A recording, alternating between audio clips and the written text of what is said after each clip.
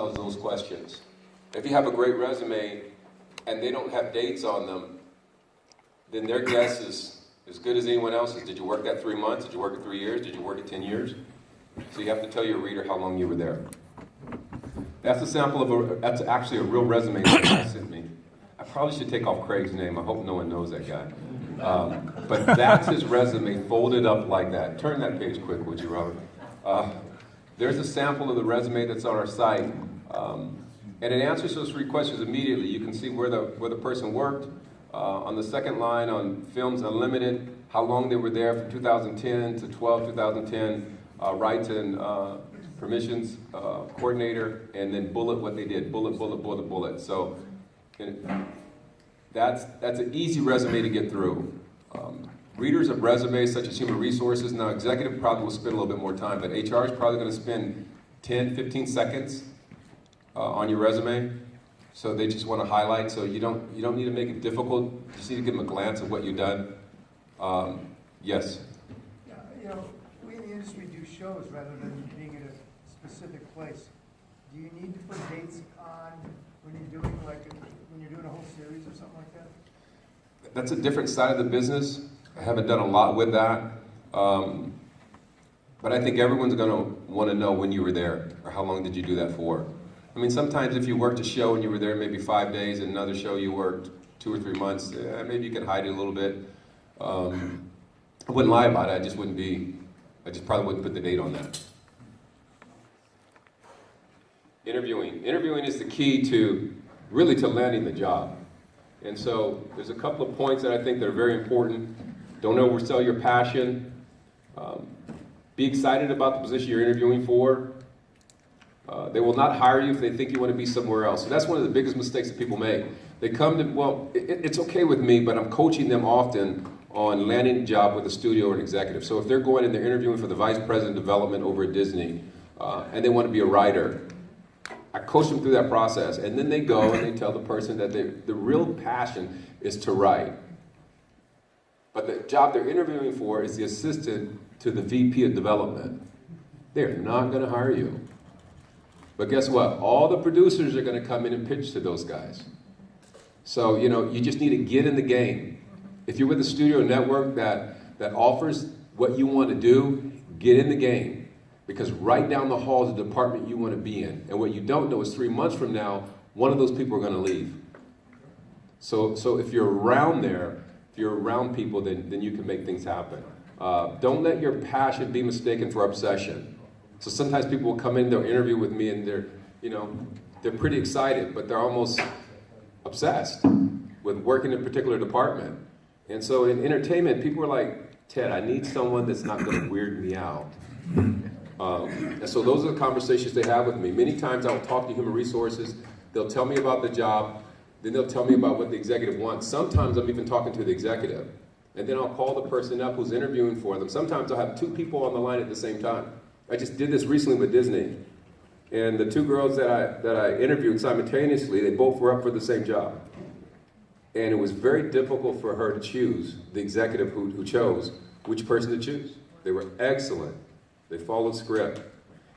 When you're getting hired, it's never really about you. It's always about them. Now they're going to ask you, what's your goal? What's your 5-year plan? What's your 10-year plan? But believe me, they really don't care. They only care because if it's not in line with what they're looking for, they're not going to hire you. I've never had in the 30 years that I've been doing business, an executive call me and say, Ted, can you send me someone whose dream I can make come true? I never got that phone call. So it's always about them. It's never about you. And sometimes it's a little blow to your ego, but it's not. It's not about you. It's always about them.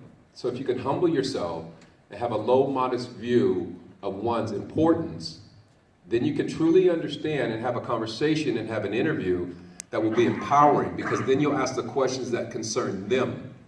Not your goals, their goals, because they're only hiring for their need. So it's really, really important that you understand that. And if you have those type of conversations, even if you don't get hired, they will tell their friends and colleagues who are looking for employment about you. Do your research on the company, find out some history about them. If you can, Google the executive, find out what they're doing, what they've done in the past. So if you're talking about some of the films they've done, you can be knowledgeable of that subject matter. Don't be afraid of the silence. So I put that up there because often people will go in and sometimes it's silent. They'll ask you a question and you're just silent. Like that. And it's awkward. So then who starts the conversation? It's not your interview. It's their interview. So don't take over the interview.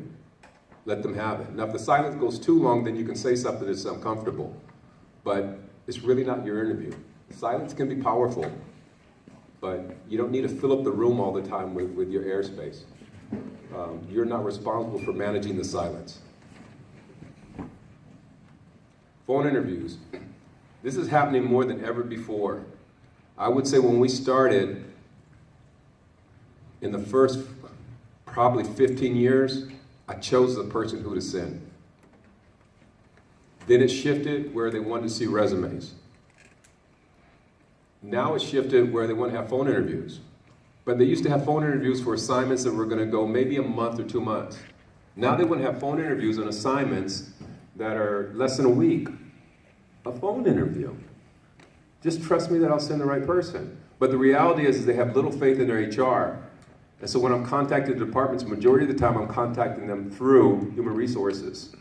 If I can just get to the departments, I'll fill it every single time. Because I'll listen to what they want and we'll service their need. But phone interviews are really important. So when you have phone interviews, the mistake that people make doing phone interviews is phone interviews are very different than face-to-face, because face-to-face I can see you nod and I can see you in agreement. But on a phone, if you're silent and you don't talk a lot, you have to let them know that you're on the other line. If the person on the other line that's interviewing has to say, "Are you there?" "Oh yeah, I'm here. If they have to say that 3 times, you've lost the job. So you got to engage a little bit more. You should have an outgoing message on your phone. I can't tell you how many times when I call someone's resume and they say, "Hi, you reached 714-522-1787, and then I'm looking back to see if I dialed the right number. Just have an outgoing. If you're looking for employment, let them find you. If you're looking for employment, have an outgoing message. "Hi, you reached Mark Jones. Please leave a message. Hey, Mark, this is so-and-so at whatever studio it may be. But I guarantee if you get a hang up, you're not that important where you got to screen all your calls. People aren't trying to track you down right out of college. They're not. So if you're seeking employment, answer the phone. Answer the phone. I can't tell you how many times I will call someone just to hear their voice, then I hang up. And I'll star 67 them. Because I want them calling me back. If you can't answer your phone, I just have a quick question, I'll hang up on you. As soon as you hang up, people used to always call me back. "Someone just hung up on me?" So I start star 67 them. Sometimes I can hear just from the outgoing message, I don't want to talk to that person. So there's a lot of things that they're screening that they weren't screening before. Your mannerism, how you come off over the phone, all those different things. There's difference between the phone interviews and face-to-face. We talked about that. So you have to engage.